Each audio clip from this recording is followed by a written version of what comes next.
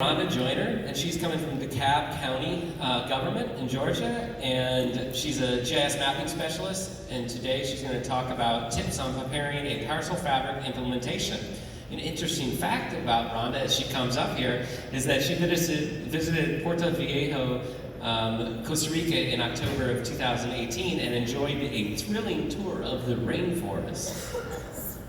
Hello everyone. In county government, you're often told that you need to do more with less resources. And so the good thing is with the parcel fabric that can help you in various ways. And so I'm going to share some tips that helped our organization in actually bringing forth the parcel fabric last year in 2018. Let's try this again. Okay.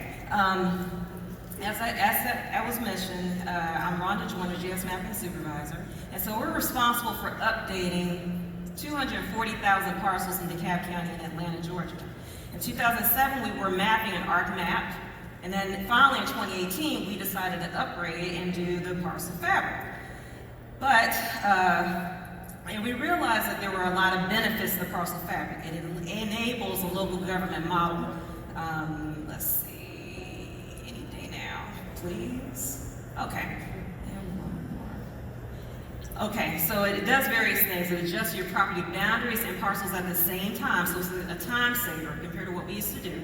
It simplifies your workflows and kind of guides your team members on what to do and how to perform mapping updates.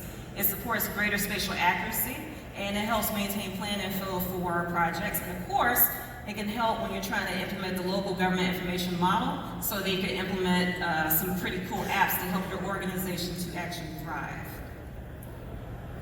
And with all of that, the whole point of it is because we want to help our county government promote the strategic priorities of economic development, infrastructure, public safety, access to jobs, and blight remediation.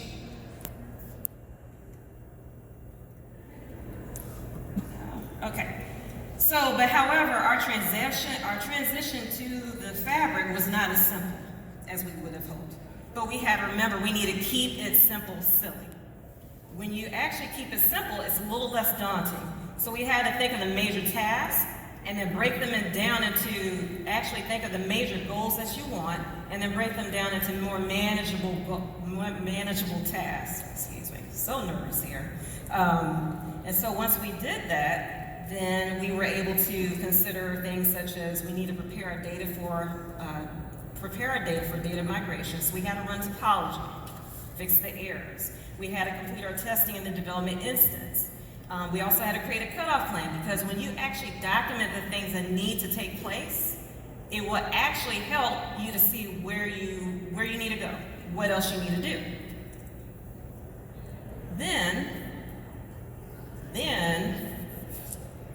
before we jumped in, there were three things that we had to consider, and I strongly suggest this for you.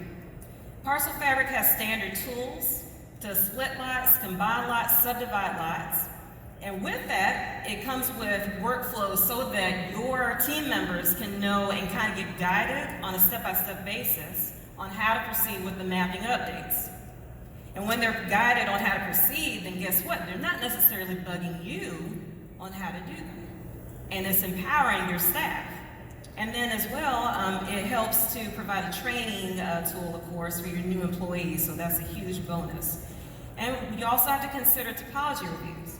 What is topology? Topology is a collection of rules that enables our geodatabase to accurately depict geometric relationships. So for instance, if I have a parcel, the edge of this parcel needs to actually have a coincident boundary with the boundary line. And then, of course, once you realize that you need to have topology fixed, well, to set up the workspace, what I decided to do was actually export a copy of our land lot feature class. All of our parcels fit in land lots in the state of Georgia. And so when we actually have our land lot layer, I just copied that feature class and named it Topo Land Lot Layer. When I named it that, I added in a couple of fields, such as the editor name, who am I going to assign it to, and I added, of course, the status. so that my team member, as they're doing their topology reviews for a land lot, they could go ahead and knock out the reviews and say that they're finished. And so lastly, with the feature-length annotation before in the past, we would have to update annotation layer and update the attributes of a parcel. No longer we have to do that. So it's simple. If we update the COGO boundaries in the parcel fabric, guess what? It will actually update the feature-length annotation. Thank you so much.